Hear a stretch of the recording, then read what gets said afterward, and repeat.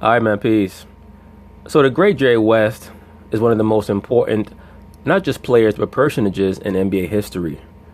Not only because of the way that he was able to perform during his career throughout the 1960s into the early 70s, but also the fact that he became the NBA logo because his image was a very integral image for the NBA to subsist on throughout the 70s when they became known as being a quote-unquote black league. It's very important that they had a prominent Caucasian player as the standard for their organization at a time when they were becoming known as a professional sports league that was dominated by so-called black men. So his image carried them through a very rough time period into the late 70s, where you had the great Julius Erving be brought into the NBA. And because of the dignified manner in which he carried himself publicly, the energy of leadership was transferred over to him until Magic Johnson and Larry Bird were drafted, ushering in the quote-unquote modern NBA. And the greatness of Dr. J, and once again the dignity and class in which he publicly handled himself, gave Bird and Magic time to mature and, of course, bring in the modern greats that we know, the Jordans, the Isaiah Thomases, the Patrick Ewings, Charles Barkleys, John Stocktons, Karl Malones, Olajuwons, etc. Well, Jerry West became just as great an NBA executive as he was a player until he finally fell out with the LA Lakers in the early 2000s due to the growing preeminence of Mr. Phil Jackson. And it seems as though he has never quite gotten over how things ended with the LA Lakers. It reminds me a lot of how Marv Albert eventually fell out with the New York Knicks. To this day, he's still very bitter at the New York Knicks because he loved that team so much from the 60s all the way through the 70s, 80s, 90s when he was calling their games. To this day, Marv Albert still will not say anything good about the New York Knicks. And Jerry West is still devoted to trying to compete with the Los Angeles Lakers. First as an executive with the Golden State Warriors and now with the LA Clippers. He's never willing to give them any credit, and he knows that at one time, Magic Johnson was an apprentice of his, and now he's a competitor. So Mr. West has decided that he's going to levy a psychological attack on the LA Lakers by stating that signing LeBron James was not a big deal because it was very, very easy for them to bring LeBron into the fold because everyone knows, or everyone knew, that LeBron wanted to sign there the whole time. So of course they're going to talk about it, and I'm going to chime in. Jerry West spoke to Sports Illustrated about LeBron's decision to join the Lakers and the Clippers' inability to get in on that. No LeBron sweepstakes for them. West compared LeBron to former Lakers stars like Wilt Chamberlain and Shaq in terms... Hey, did you brothers hear that? Jerry West compared LeBron James to Shaq and Wilt Chamberlain. Now, who's been doing that for the last year or so? I've been telling you, brothers, for the longest time, LeBron James is the modern day Shaq. He's the modern day Wilt Chamberlain for this NBA. That's who he is for this NBA. At least until the crop of centers truly matures. LeBron James is the most dominant physical force in the NBA, who's also dominant in regards to output. That's what Shaq was in the late 90s into the early 2000s. That's what Wilt Chamberlain was throughout the early to mid 60s. The most dominant physical force in the league. I would not compare LeBron James to a Magic Johnson, to a Larry Bird, to a Michael Jordan in regards to overall skill set and how he's able to make his teammates better. I would not compare LeBron to those players. Truly, I wouldn't compare LeBron to Magic Johnson and Larry Bird because those two players were able to make their teammates better to a higher standard than a Michael Jordan was. They truly were exemplary. They were superlative in their abilities to make their teammates better. Michael didn't truly learn how to make his teammates better until around 1990. And that is when he was able to transcend and start to dominate the NBA, when he matured mentally and was able to make his teammates better because his overall skill set was non-pareil. But it wasn't until 1990 that he understood the importance of allowing an energy transfer from himself to his teammates. Now, LeBron James, on the other hand, is kind of the opposite. He uses his teammates' energy to amplify himself. And Shaq was the same way to a degree, as was Wilt Chamberlain. Wilt Chamberlain only won 2 world titles, and he probably should have won many more than that had he not been someone who normally came up small in big spots. I had a cat come in the comments and state that Wilt Chamberlain is the greatest basketball player of all time. No, Wilt Chamberlain is arguably the greatest athlete of all time. The greatest basketball player? No. He came up small in too many big spots. A lot like Mr. LeBron James and a lot like Shaquille O'Neal, who would oftentimes get swept on his way out of the playoffs. When Shaq went out with a bang. Shaq very rarely lost in 7 games. For the most part, when he went out of the playoffs, he was getting swept. Very similar to Mr. LeBron James. In terms of, quote, their larger-than-life personas, their ability to capitalize on everything Hollywood has to offer, and he thinks all those considerations made LeBron's move a lock. This is his quote: "All due respect to the Lakers, who handled everything well, but I love that. All due respect, but as these things go, LeBron was not a tough free agent signing. LeBron wanted to come to LA. He wanted to come to the Lakers." Look at Jerry West's face.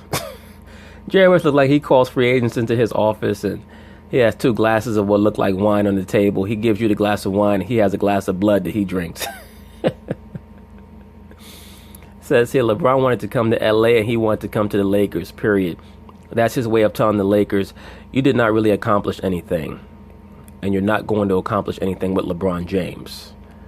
The Lakers, period. What do you make of that?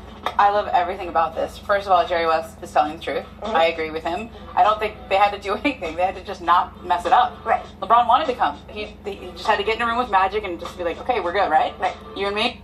Yep. And Magic said, LeBron, you're unbelievable. And if you need anything, just let me know. And Rob Pelinka, you don't have to worry about him at all.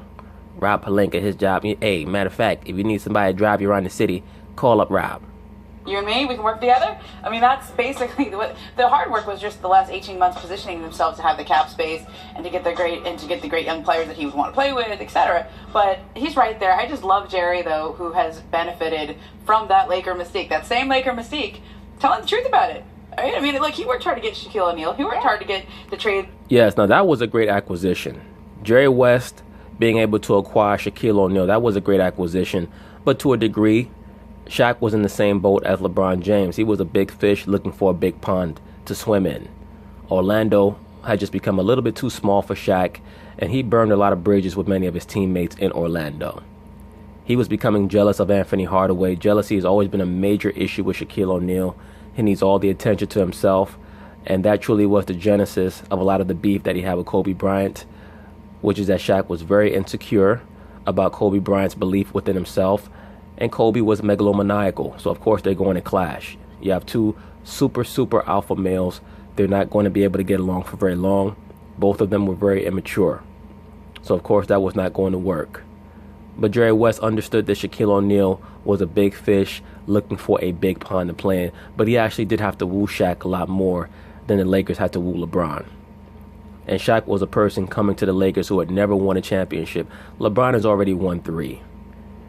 LeBron is pretty much coming to the LA Lakers so that he can cement a lot of the rapport, a lot of the ties, a lot of the connections that he's going to need to take his businesses to the next level in regards to Hollywood.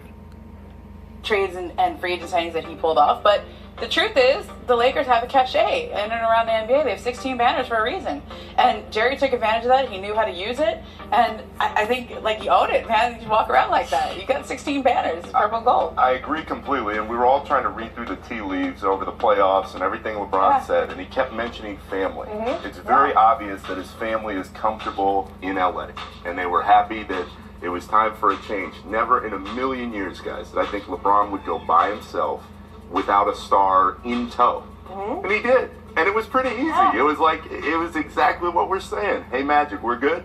Yep. All right. I'm ready to go. Yeah, but that's interesting because I agree with, first of all, Jerry West and the Lakers is become a rivalry that is just so fascinating in itself, and that could be an entire 30 for 30. Yeah. It should be an entire 30 for 30. Just listen to me here. Yep, Jerry West was ran out of the Lakers by Jim Buss and Phil Jackson in the early 2000s. That's why he wants to see the Laker dynasty fall so badly. Jerry West looks like he gets in a cryogenic chamber every night to elongate his life just so that he could see the Lakers suffer.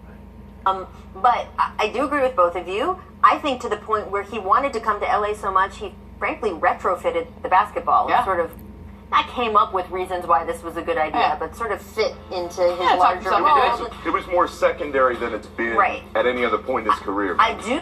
I've already stated this. LA is the perfect place for LeBron James to end his career because it provides him with the appropriate amount of excuses for when he does not win the championship. But I do believe that over the next 4 years, the NBA is going to do whatever they can to assist him in competing seriously for at least one championship in those 4 years. They need LeBron to win at least one championship in those 4 years for them to try to propagate the narrative of him being the greatest NBA player ever. They need him to win the championship at least one season with the LA Lakers. Now, if he's able to win more than one, they're definitely going to try to push the LeBron over Michael Jordan narrative. There's no doubt about that. But the NBA is going to put him in a position to be able to realistically compete for a championship at least one of these next 4 seasons. There's no doubt about that in my mind.